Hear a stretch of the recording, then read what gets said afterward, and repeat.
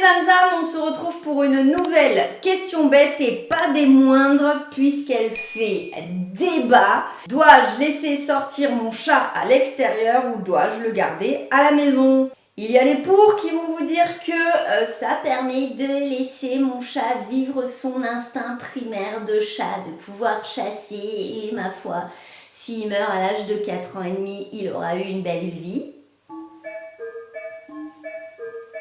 Et il y a les contres dont je fais partie qui vont avancer comme argument que ça revient très cher et ça crée beaucoup de soucis. Je n'ai pas moins de 11 arguments, j'en avais 10 jusqu'à il y a peu de temps, mais le 11e c'est cadeau, c'est pour moi, on y va.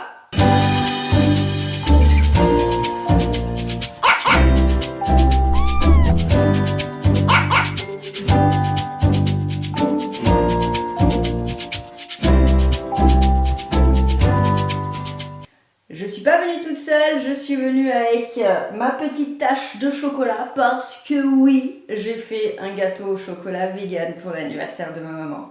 Je sais, il était absolument dégueulasse parce que je suis nulle en cuisine, mais en tout cas le cœur y était et je ne me suis pas changée, donc vous me prenez moi et ma tâche. Le premier argument, c'est évidemment les voitures. Qui dit chat à l'extérieur, dit que dehors, il y a forcément des voitures. Donc hormis si vous vivez au fin fond de la Creuse, entouré sur des kilomètres et des kilomètres et des kilomètres de champs, oui, votre chat risque de se faire percuter par une voiture. La voiture est un danger. Alors oui, évidemment, il n'y a pas que des gros bâtards qui se mettent à rouler très vite au moment où ils verront votre chat traverser la rue.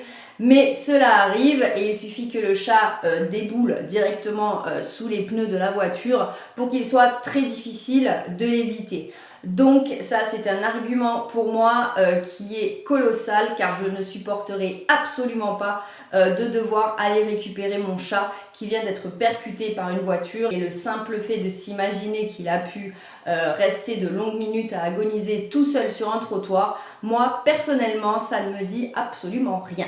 Le deuxième argument, c'est les intoxications. Il y a bien sûr les voisins qui en ont marre de voir votre petit minou venir déféquer ou gratter la jolie terre dans laquelle ils viennent de planter leur salade et qui, à un moment donné, vont péter un boulard et décider de mettre des morceaux de viande avec de la morora à l'intérieur. Petite parenthèse pour ces gens-là, évidemment, c'est puni par la loi et vous pouvez largement vous faire condamner pour des actes comme ça puisque c'est considéré comme de la barbarie, de la maltraitance et il y a des textes de loi là-dessus. Donc réfléchissez à deux fois et si vous avez déjà préparé vos petites boulettes avec de la morora dedans, eh bien écoutez, bon appétit à vous! Il n'y a pas donc que les voisins, les chats sont sensibles à des plantes extérieures comme le muguet ou le laurier rose que l'on retrouve dans beaucoup de zones pavillonnaires et il suffit qu'il soit attiré par une odeur et qu'il aille mâchouiller ces herbes pour se retrouver intoxiqué. Là encore, il va mourir dans d'atroces souffrances, souvent seul puisqu'il ira se cacher et très honnêtement, vous risquez de ne plus jamais le voir revenir. Mon troisième argument, ce sont les autres chats. Si vous avez un chat, il y en a forcément d'autres dans le quartier où vous vivez et c'est bien normal puisque si vous le laissez sortir, eh bien vos voisins en font de même. Évidemment, vous n'êtes pas le seul à avoir eu cette idée folle. Les bagarres entre chats, c'est monnaie courante. Il suffit l'été de dormir les fenêtres ouvertes pour les entendre hurler dans votre quartier, vous empêchant de dormir paisiblement. Il suffit que dans le lot des chats et des chattes ne soient pas stérilisés pour que ça parte en baston général, tel des militaires dans un bar. Je sais que c'est un cliché, excusez-moi pour ça, mais je vais l'assumer jusqu'au bout. Et donc votre petit minou va revenir de toute façon esquinté et si vous ne voyez pas les blessures tout de suite, ça va se transformer en abcès. L'abcès fait très mal, l'abcès va percer et là vous allez devoir amener minou chez le vétérinaire et ça va vous coûter une blinde parce qu'il va falloir vider cet abcès, le désinfecter parfois recoudre ou même parfois retourner plusieurs jours d'affilée chez le vétérinaire pour pouvoir faire des soins. La quatrième raison pour laquelle je trouve dangereux de laisser son chat dehors, c'est que si dans votre quartier ou dans votre ville il y a des chats, il y a forcément des chiens. Et ce n'est pas une légende, malgré de très belles histoires, les chiens adorent courir après les chats. Il n'est pas rare de retrouver malheureusement des chats qui sont décédés suite à des bagarres avec un ou plusieurs chiens, et encore une fois dans d'atroces souffrances, ai-je besoin de le rappeler. Ma cinquième raison, c'est les vols. Et ouais, il faut le savoir, en fait, le trafic d'animaux domestiques, c'est le plus gros trafic au monde. Des chiens, des chats, des serpents, des oiseaux que normalement on n'a pas le droit de détenir sont envoyés à l'autre bout du monde ou arrivent de l'autre bout du monde pour alimenter des réseaux qui en ont absolument rien à foutre des animaux et qui sont là uniquement pour faire de l'oseille. Vous avez votre chat à l'extérieur, il est fort probable que s'il a disparu un jour et que vous ne l'avez jamais retrouvé, eh bien il est tout simplement été volé. Je rappelle une petite parenthèse, l'identification de vos animaux est obligatoire. Donc certes, ça vous fait suer pour beaucoup, mais en tout cas, c'est la loi, c'est comme ça et c'est au contraire très rassurant. Si Minou s'éloigne un peu et qu'il est trouvé par quelqu'un, grâce à sa puce électronique ou à son tatouage, eh bien il pourra faire contacter le vétérinaire, en tout cas pour que vous puissiez le récupérer. Là encore, vous donnez bien un nom et un prénom à vos enfants. S'il vous plaît, faites pareil pour vos petites boules de poils. La sixième raison pour laquelle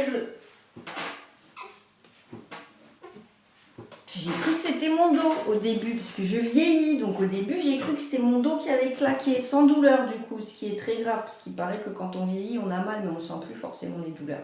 La sixième raison pour laquelle je ne laisserai pas les chats aller dehors, ça peut paraître complètement fou, mais c'est les chutes. Oui, on le sait, les chats sont connus pour être hyper agiles, hyper habiles, mais un chat qui se retrouve piégé en haut d'un arbre, sur un balcon, en haut d'un immeuble, finira de toute façon par vouloir en descendre. Il risque tout simplement de se casser la gueule et de se péter une patte, voire pire. Donc là encore, si vous avez la chance de le récupérer, vous allez payer bonbon chez le vétérinaire. Donc je pense que c'est un argument qui est quand même à prendre en ligne de compte, parce que personnellement je ne travaille pas pour payer mon vétérinaire. Ça va de soi, quoi. La septième raison, alors elle n'est pas pour tout le monde, ce sont les animaux sauvages. Tous ces animaux peuvent causer du tort à votre animal. Le chat est attiré par tout ce qui vole, par tout ce qui rampe, et donc forcément il y a plus de risques pour qu'il ait des problèmes. Et que s'il se retrouve nez à nez avec un renard, c'est pas dit qu'il retrouve tout de suite ses petits instincts de chasseur et de fuyard. Faut pas rêver non plus. La huitième raison, ça va être une raison un peu bizarre, mais pour l'avoir vue, et ça va nous permettre surtout de parler de quelque chose d'important, ce sont les barbelés. Un chat qui va essayer de passer de jardin en jardin ou de terrain en terrain, même si les barbelés sont interdits désormais, et un chat peut très vite se retrouver accroché par son pelage à des pics de grillage ou de barbelés et rester là à sécher au soleil en attendant qu'une bonne âme vienne le retrouver. Petite parenthèse de nouveau, énormément de chats meurent pris à leur propre piège dans leur collier. Ne mettez pas de collier à vos chats. On fera une vidéo certainement spécifique là-dessus, mais c'est ridicule de mettre un collier à son chat, tout simplement parce que s'il saute par-dessus un grillage et que son petit collier reste accroché, votre chat va rester accroché au grillage lui aussi. Et alors, je parle même pas de la clochette. La neuvième raison pour moi, mais qui est très importante, si ce n'est pas la plus importante, ce sont les maladies. Votre chat va se battre avec d'autres chats, il y passera, que ce soit un petit soumis ou au contraire un bagarreur, et il reviendra avec des bobos qui peuvent entraîner des maladies. Coryza, le typhus, le sida du chat, sans parler des parasites, les vers, les puces, les tiques, et il y a des maladies qui ne se soignent absolument pas. Donc vous le condamnez à son propre ressort. Et franchement, mourir du sida du chat ou avoir un coryza chronique toute sa vie, eh ben, ça va être quand même très compliqué pour lui. Donc réfléchissez à ça aussi pour votre porte-monnaie et pour son bien-être. La 10e raison, elle est un petit peu bizarre parce que vous allez me dire oui, mais les chats arrivent à se retrouver n'importe où, mais il y a des animaux qui se perdent. Il suffit qu'un chat qui a son périmètre se fasse courser justement par un chien ou par un autre chat ou plusieurs chats parce que c'est son territoire à lui à ce moment-là et qu'il n'a pas à venir chez lui non plus. Après tout, c'est chacun son quartier, ok, c'est son terre-terre.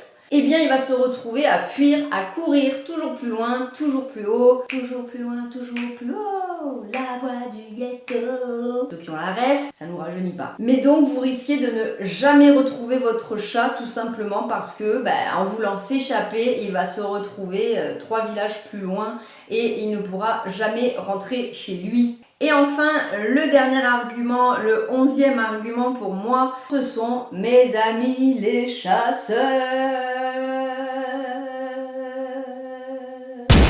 Oui, les chasseurs ont une forte tendance à confondre un chat avec un lapin ou avec un sanglier.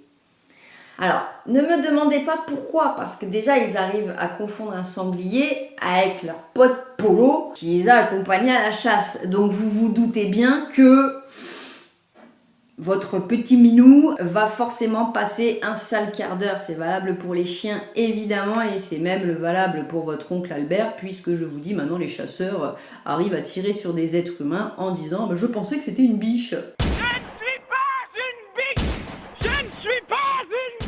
Comme depuis quelque temps, il considère les chats comme des nuisibles, le chasseur considère le chat comme un nuisible. Alors que je pense que tous les chats du monde considèrent les chasseurs comme des nuisibles. C'est quand même assez cocasse.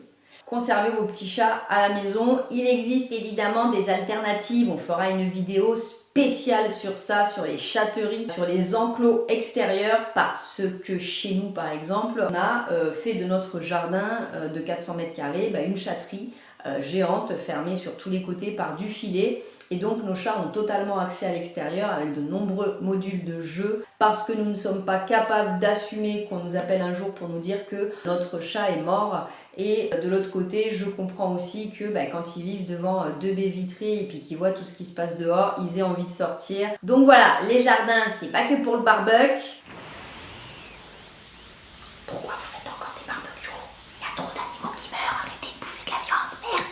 C'est pas que pour les barbecues, c'est pas que pour bronzer, c'est aussi pour vos chats et on verra comment sécuriser tout ça. Voilà pour ces 11 raisons qui font que doit-on laisser son chat sortir à l'extérieur?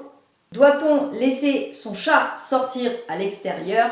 Ma réponse est oui et non. Oui si c'est sécurisé, non si ce n'est pas sécurisé. On se retrouve très bientôt pour une nouvelle question bête. Moi, sans ma tâche, mais toujours en recherche capillaire. D'ici là, cajolez, bisouillez, câlinez vos petites boules de poils. N'oubliez pas que vous êtes la personne la plus importante pour eux. Rendez-le leur. On se dit à très bientôt. Ciao.